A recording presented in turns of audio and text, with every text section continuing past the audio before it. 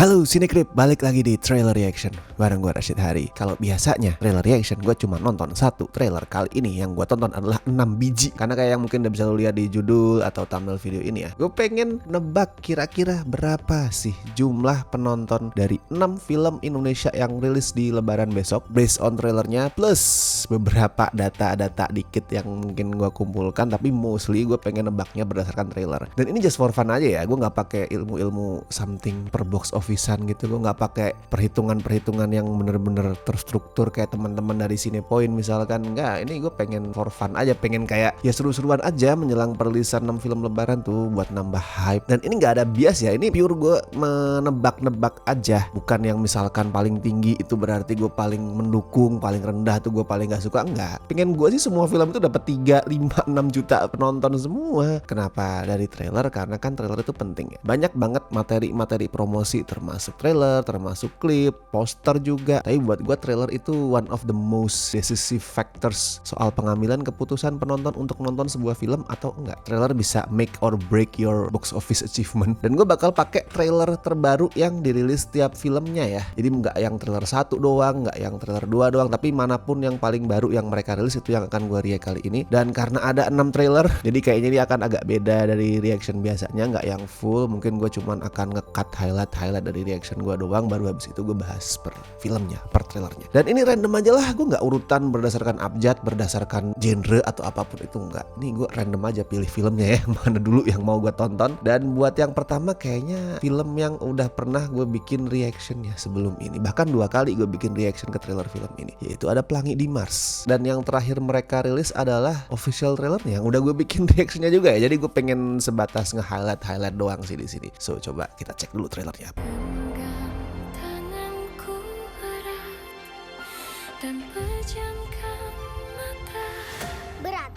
Still looks great bro. Gue udah tonton setelah reaction tuh kemarin berkali-kali lagi trailer ini, dan gue masih merasa ini keren. Dan buat gue ini tetap film lebaran yang paling risky ya, paling beresiko untuk tidak sebanyak itu ditonton karena dia eksperimen dengan banyak hal. Jadi kata gue, dahulukan film ini guys. Come on, it looks great man, it looks so good. Gue nggak berekspektasi banyak soal penulisannya, soal ceritanya, jujur aja ya. Tapi kalau soal achievement visualnya, teknisnya, come on. Mana ada manusia yang temenan sama robot? Banyak sebenarnya. Sama AI gitu banyak. Ngobrolnya sama AI doang, sama robot itu banyak. Dan siapapun yang nge-compose trailer ini top, karena kombinasi visual dan lagunya keren, emosional. Gue harap sih bener-bener udah 100% selesai ya. CGI-nya, special effect-nya, semoga. This looks great. Ini adalah Dark Horse, kuda hitam. Soalnya dia merambah banyak uncharted territory ya. Bukan uncharted juga sih, mungkin teritori yang belum sebanyak itu sampelnya. Film science fiction, film anak, film yang mostly dikompos pakai CGI itu kan sampelnya belum banyak ya di Indonesia. Jadi kayak belum bisa bener-bener ketebak nih kira-kira bakalan laris atau enggak, kira-kira jumlah penontonnya itu seberapa. Ini masih sangat-sangat misterius. Dan kayak tadi gue bilang ya, dan sering udah gue bilang di konten-konten sebelumnya, ini tuh paling eksperimental dibandingkan yang lain. Jadi kayak dahulukanlah tonton yang ini. Ini nggak bias gue, ini berdasarkan pengalaman penonton Indonesia tuh kadang masih takut-takut menerima hal yang baru. Jadi jangan sampai kayak mikirnya, wah nanti aja lah tontonnya, kayaknya akan rame, turns out nggak rame, akhirnya hilang duluan. Jangan sampai seperti itu. Ini tonton duluan yang ini. Karena jujur gue masih nggak bisa menebak ya pemikiran penonton Indonesia tuh. Mostly CGI. Gue nggak tahu apakah penonton awam terutama itu bakalan penasaran, bakalan bangga, wah Indonesia udah punya film kayak gini, atau sebaliknya meragukan, ah Indonesia mana bisa bikin CGI. Nah gue jujur belum tahu perilaku konsumen pasar film Indonesia yang penonton awam tuh seperti apa. Gue belum tahu kalau untuk hal-hal seperti itu. Cuman kalau based on trailernya sih, wah the best lah ini. Trailernya keren banget. Nggak ada major problem yang bisa gue komplain dari trailernya Pelangi di Mars. Kecuali mungkin satu, tapi ini bukan major problem sih. Cuman ini sesuatu yang gue khawatirkan. Anak kecil nonton trailer ini mungkin akan bingung ceritanya bakalan tentang apa. Karena tadi kayak mengumpulkan energi, ada soal ibu, robotnya banyak gitu. Mungkin anak kecil akan bingung, wah ini soal apa ya gitu. Tapi mereka akan tertarik juga pastinya melihat visualnya, karakternya. Semoga ya. Paling itu aja sih concern gue. Nih bocah bakalan ngerti gak ya ceritanya, pengen ngangkat tentang apa. Karena kemarin gue punya sampel, dan ini akan membuat tebakan gue dari trailernya itu bias ya. Kemarin beberapa hari yang lalu ponakan gue itu diundang untuk screening film Pelangi di Mars. Jadi kayak apa sih, beberapa influencer tuh diundang, kemudian ngajak anaknya. Influencer yang punya anak kecil tuh diundang untuk nonton. Dan katanya ponakan gue yang bocil itu tidur. Tapi sekali lagi itu baru sampel dari ponakan gue. Dia tidur. Gue nggak tahu anak-anak yang lain seperti apa. Gue lupa nanya keadaan bioskop anak-anak yang lain tuh nonton gimana kondisinya. Gue nggak nanya itu, gue lupa. Kalau gue tanya ke ibunya tidurnya tuh kenapa kira-kira ya, apakah dia bosen, nggak suka sama ceritanya atau sama apanya. Kalau kata ibunya sih dia nggak ngerti ceritanya di awal, boring katanya, bosen. Nah gue bisa membaca itu dari trailernya. Ini kayaknya untuk anak-anak kayak akan terlalu nyelimpet nggak sih. Nah itu yang gue khawatirkan akan terjadi. Jadi based on beberapa hal itu, gue tebak sih Pelangi di Mars ini range penontonnya antara 1,5 sampai 2 juta lah. Karena trailernya sebagus itu. Worst case nya misalkan ternyata kualitas filmnya kurang, tapi at least dari trailer itu gue yakin di awal tuh penonton akan lumayan banyak. Penonton akan tertarik, pengen ngerti kayak gimana sih. Nah itu di awal akan tinggi. Habis itu tergantung word of mouth. Kalau word of mouthnya bagus banget ternyata, gue yakin jauh di atas perkiraan tadi sih. Tapi kalau ternyata word of mouthnya biasa-biasa aja atau bahkan kurang, ya range-nya sekitar itulah, 1,5 sampai 2 juta. Oke, next lanjut ke film kedua. Gue pengen nonton horor. Horornya adalah Danur The Last Chapter. Jujur gue bukan fans dari franchise ini. Gue nggak punya harapan ekspektasi tinggi ke filmnya. Tapi coba kita tonton dulu trailernya. Come on, give me something interesting. Something else.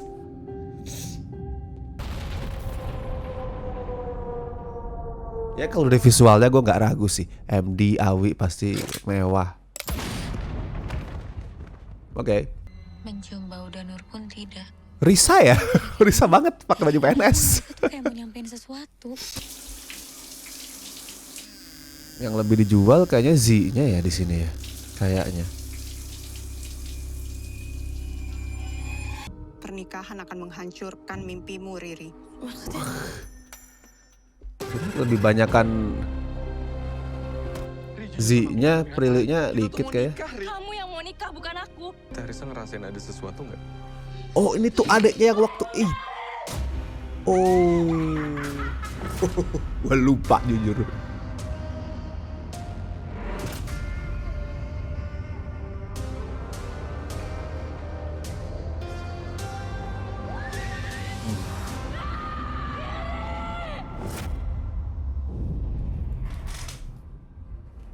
Waduh, ini pertama kali ya gue nonton trailernya Danur yang The Last Chapter. Teasernya waktu itu gue nonton sih di bioskop, sempet yang cuman si Risa tuh ditembak sama hantu Jepang tuh. Gini-gini lagi ya.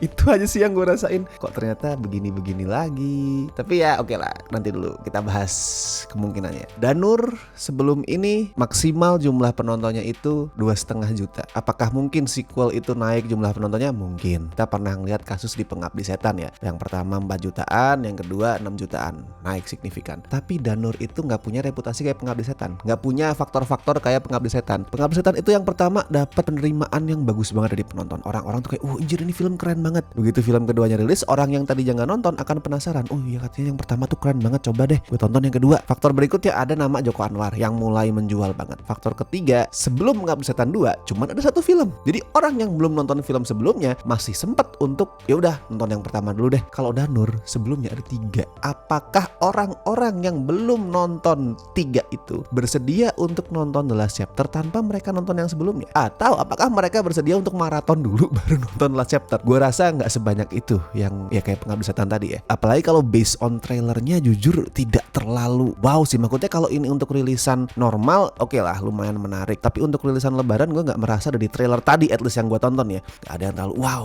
ini keren banget gitu. Gue nggak menemukan itu. Walaupun konsep sekarang hantu-hantunya nggak cuma datang tapi juga bikin Risa itu merasakan sakitnya gitu tuh menarik. Tapi dari trailernya tadi kayak wah seperti masih jump-scarean kayak biasa. Gue yakin ini film akan tetap dapat boost lebaran, tapi kayaknya nggak akan jauh dari penonton maksimal film-film sebelumnya. Palingan yang terjadi adalah potensi penontonnya itu dimaksimalin, tapi nggak akan yang berlipat ganda. Jadi tebakan gue Danur The Last Chapter tetap akan dapat penonton yang banyak, tapi nggak akan yang meledak banget, mungkin sekitar 2,5 sampai 2,7 juta penonton lah. Oke, next kita coba Senin harga naik. Setelah gue take video ini gue akan langsung siap-siap berangkat nonton Senin harga naik soalnya. Jadi kita cek dulu trailernya. Bu, ini kebetulan kan sudah hari Sabtu, jangan digulur-ulur soalnya Senin harga naik. Oh ini gue nonton di bioskop sih trailernya kayaknya. Udah pernah gue tonton. coba kamu pikir deh, aku udah 3 tahun gak pulang ke rumah. Masa ujuk-ujuk baikin mama biar dia mau pindah? Ya relevansinya ada sih film ini. Kamu mau karir yang panjang, kuncinya cuma Soal satu. pulang, kayak lebaran juga kan soal pulang gitu. Mama seneng kan? Terus soal lahan. Oke. Mercusuar tuh sekarang masanya udah lewat. Maria Belina kayaknya keren banget sih aktingnya di sini. Feeling gue ya. Mercusuar tutup aja. Kayaknya ini Tuh, waktunya kayak- mama istirahat lebih banyak. Kamu selalu mikir Ataukah kita semua akan bisa dibuat selesai dengan nangis uang oleh atau Maria fasilitas? Belina? Udah gak bisa tinggal di sini. Selalu pulang, selalu punya waktu buat keluarganya. Sekarang punya keluarga, mah. Itu line yang sangat menusuk bro.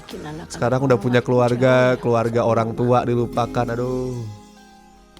Ya ini adalah sebuah film yang temanya, approach-nya itu lagi lumayan ngetren ya di luar horor ya. Tentang drama keluarga, nangis-nangisan, soal ibu. Tuh sekarang emang lagi lumayan digandrungi, lagi lumayan rame. Problemnya cuma satu sebenarnya. Judulnya Senin Harga Naik. Itu apakah generasi sekarang akan familiar dengan jargon itu atau enggak? Kalau milenial kan pasti familiar ya. Tapi kalau yang lebih muda gitu gue nggak ngerti apakah paham atau enggak. Tapi kalau dari trailernya sih oke sih, trailernya aman. Maksudnya jelas gitu loh mau nyampein apa. Oh persoalan keluarga, persoalan tanah, persoalan pulang, which is akan relevan banget dengan lebaran. Persoalannya kayak tadi yang dibilangin sama karakternya Andri Masadi ya. Sekarang aku udah punya keluarga bu. Itu sesuatu yang relate banget untuk teman-teman yang udah nikah ya gua juga. Cuman kalau feeling gua ini memang akan jadi yang paling rendah penontonnya sih. Semoga sih nggak yang jeblok ya. Semoga di sini tuh kayak paling rendah tapi tetap meledak gitu harapan gua. Kalau tahun kemarin yang paling rendah kan Norma dan itu tetap dapat 600.000 loh, walaupun banyak yang nggak suka, banyak yang anti, banyak yang bilang filmnya jelek, word of mouth-nya kurang oke, dianggap gak cocok juga untuk ditonton di lebaran. Nah kalau Senin Harga Naik masih cocok ditonton di lebaran, jadi akan lebih dari itulah, lebih dari angkanya Norma. Walaupun misalkan tebakan bahwa ini paling rendah itu terjadi, range-nya antara 1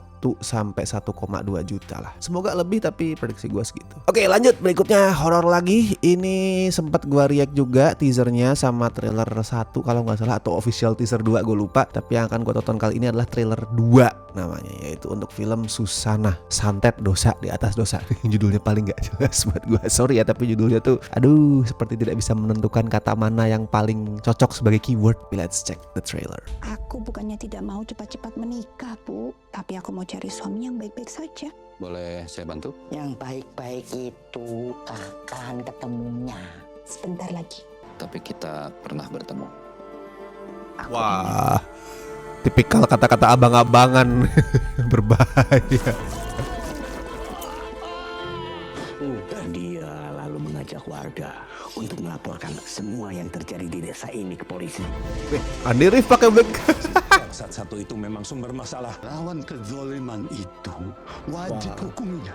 Mati bapak ini. Izinkan ya saya belajar. Sorry bentar. Kok kayak Michael Jackson sih? Ini CGI kan ya, CGI ini CGI. Kayak Michael Jackson, nggak kayak Susana, nggak kayak Luna Maya, kayak Michael Jackson. Begitu kamu mulai belajar, kamu sudah harus siap menjadi penghuni neraka yang paling dalam, Dok. Buat saya api neraka Mantap itu ada itu di kalimat. perut setan. Wes, ya memang terlihat mewah kok, terlihat megah kok. Sebelum aku Seperti merasakan biasa. apa aku. Kalau di situ aku yang akan jadi korbannya. Biarlah. Mantap. Wajib megah sih emang sih. Jadi siapa dukun santetnya? Anu juragan, dukun santetnya Oke.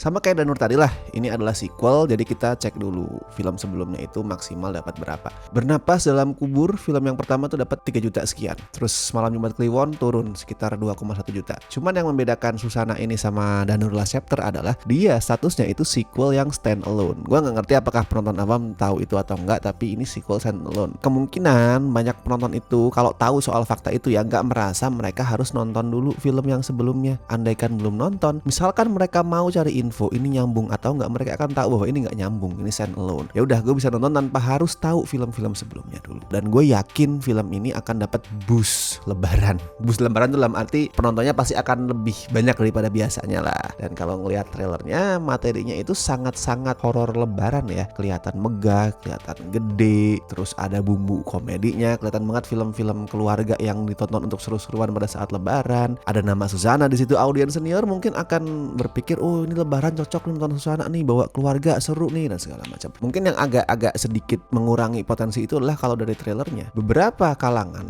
akan ngerasa horornya mana. Ya tetap tadi ada dukun-dukunan, ada yang meledak, tapi tidak terlihat seperti horor konvensional Indonesia ya. Nggak yang ada jump scare kayak Danur tadi lah, jump scare hantu gitu. Mungkin itu aja yang sedikit akan menghambat, tapi gue rasa itu nggak akan terlalu signifikan sih. Orang udah tahu ini film horor, ada nama Susana. Jadi tebakan gue ini akan lebih tinggi daripada 2 film pertama jumlah penontonnya. Tebakannya sekitar 3,3 sampai 3,5 juta. Oke, next ada film yang udah screening di jauh-jauh hari ini ya, dan reviewnya so far positif banget, sangat-sangat positif, yaitu Tunggu Aku Sukses Nanti. Kita cek trailernya. Apa kelebihan dari rumah berbata merah? Lebih kuat, lebih kokoh, tahan api, tahan cuaca. Siapa nama pembawa acara bedah rumah?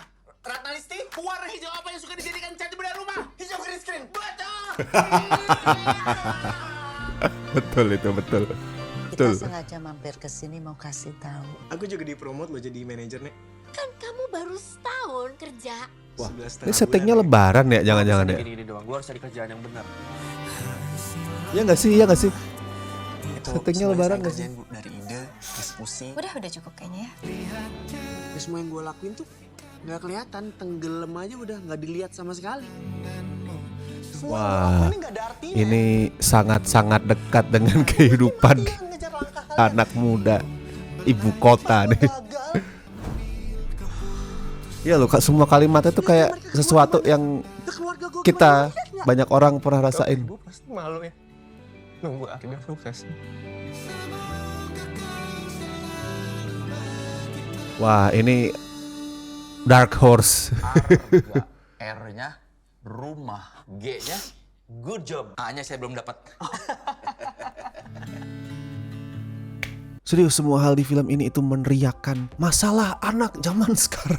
Ya milenial, ya Gen Z, semuanya kayak diwakili event dari trailernya tadi ya. Gue udah nonton trailer yang sebelumnya yang pakai lagunya Perunggu tuh, dan itu juga sama memunculkan masalah-masalah anak-anak umur 20-an, 30-an gitu yang sudah bekerja, yang terus harus berhadapan dengan tuntutan-tuntutan keluarga gitu. Itu diwakili semua sih. Dan feel-nya lebaran banget ya. Tadi kayaknya settingnya tuh lebaran deh, pulang kampung, ngumpul sama keluarga, terus kemudian mendengar komentar-komentar. Waduh, nggak banyak soalnya film lebaran kita yang bener-bener settingnya tuh lebaran. Jadi ini punya potensi yang besar sekali di sana. Minusnya cuma satu, nggak ada aktor yang bankable, nggak ada aktor yang bener-bener bisa ngedongkrak jumlah penonton. Tapi berkaca dari Home Sweet Loan itu nggak ngaruh sih. Home Sweet Loan kan punya konsep yang sama ya, tema yang mirip, dan juga nggak ada aktor yang bisa dibilang itu bisa mendongkrak jumlah penonton. Tapi toh bisa dapat berapa tuh Home Sweet Loan? 1,5, 1,7 ya. Tunggu Aku Sukses Nanti nih yang tadinya gue pikir akan jadi tumbal, akan jadi kayak ini paling dikit penontonnya, justru dia punya potensi untuk jadi yang paling tinggi loh. Tinggal nunggu nih, beneran nggak filmnya bagus, nanti word of mouth-nya positif atau enggak. Tebakan gue gini, kalau untuk range penontonnya sekitar 2,5 sampai 2,7 juta. Tapi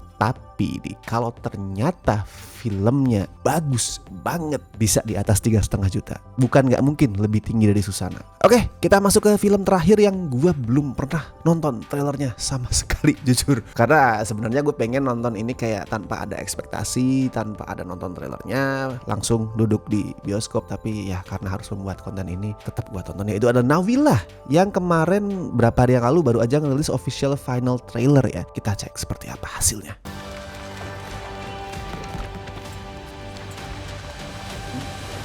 Selamat datang di dunia Nawila. Ini apa? Itu ulat. Gue belum apa-apa udah tersenyum loh. Vibe-nya jadi yang terakhir ini. Kupu-kupu. Oh, udah ada review-reviewnya di sini ya. Diurat lagi tidak? Mulai hari ini. Dan looknya cakep sekali film ini. Tanpa harus kelihatan ya terlalu bling-bling. Lu juga bisa sama aku di rumah. Oh, dan gue suka apa diksi-diksinya yang anu ya, baku gitu, gue suka banget. Gue suka banget. Reviewnya sudah banyak. Aku bisa menulis, Bu. Aku bisa kan, Mak? Aku anak Mak dan Pak. Aku sudah besar, tetap anak Mak dan Pak.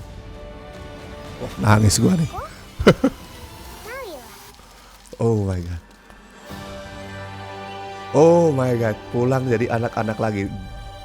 Wow, ini dark horse yang paling besar sih. Gue nggak bisa menebak apakah status sebagai film yang dibuat oleh sutradara Jumbo itu akan ngaruh atau enggak. Karena yang satu animasi, yang ini bukan, walaupun sama-sama kesannya film anak-anak ya. Ini gue ada satu lagi sampel nih. Dari ponakan gue yang sama yang tadi. Dia belum nonton, tapi gini, jauh-jauh hari dia dan emaknya, bapaknya juga, itu udah ngomong ke gue, nanti pengen nonton Nawila. Itu yang udah jauh-jauh hari ingin mereka tonton. Kayaknya sih mereka ngeliat, oh ini anak kecil karakter utamanya, akan ngerasa kayak ada kemiripan mungkin ya. Udah kayak excited banget. Even kemarin setelah habis pulang nonton Pelangi di Mars, yang diceritain adalah ya tapi besok pokoknya bentar lagi kita nonton Nawila ya. Itu udah kayak hype-nya tuh segede itu untuk golongan anak-anak dan orang tuanya. Prediksi gua, orang tua akan cenderung bawa anaknya ke sini daripada Pelangi di Mars. Kalau misalkan mereka cuma pilih satu film ya. Kalau misalkan mereka bisa pilih dua ya dua-duanya. Tapi kalau cuma pilih satu, gua rasa akan Nawila atau Nawila dulu lah lebih tepatnya. Kalau ngomongin kualitas trailer udah